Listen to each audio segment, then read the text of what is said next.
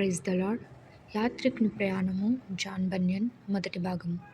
క్రైస్తవుడు తన సహవాసి అయిన నిరీక్షణ చితుని యొద్దకు తొలగి అతని చూచి, ఇతడు మృదువాక్యమును పట్టణమందు నివసించు సమయానుసారి అను పేరు గలవాడని నాకు తోచుచున్నది. అది నాకు జ్ఞాపకము.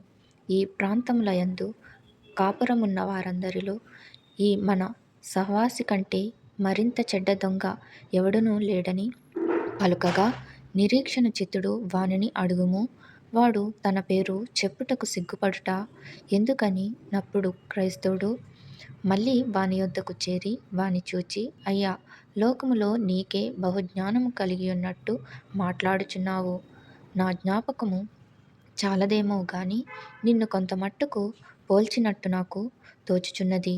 మృదువాక్య పట్టణమందు కాపురమున్న సమయానుసారి అను పేరుగల వాడవు నీవు కావా? సమయానుసారి అది నా పేరు కాదు. అది నన్ను ఓర్వలేని కొందరు నన్ను ఎగతాళి చేయుటకు పెట్టిన పేరు. కొందరు ఇతర మంచి మనుషులు తమ అవమానమును ఎలాగూ ఓర్చుకొందురో అలాగే నేనును ఈ నా అవమానమును ఓర్చుకొని ఊరకుండవలెను. క్రైస్తవుడు అయితే నీవు ఈ పేరు చేత పిలువబడుటకు ఎప్పుడైనను సందర్భము కలుగజేసితివా? సమయానుసారి లేదు, లేదు. ఈ పేరు నాకు వచ్చుటకు నా వల్లనైనా ఒక సంగతి మాత్రమే కారణమై ఉండవచ్చును.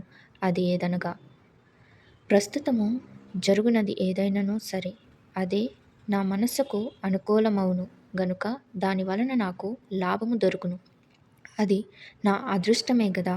అట్లు మంచి పదార్థములు దైవికముగా నాకు దొరుకునప్పుడు నేను వాటిని మేలుగా ఎంచుకొనవలెను. అందుచేతనే ఈ నా భాగ్యము చూచి ఓర్వలేని వారు నన్ను ఈ పేరుతో నిందించి అవమానపరచుదురు. Thank you.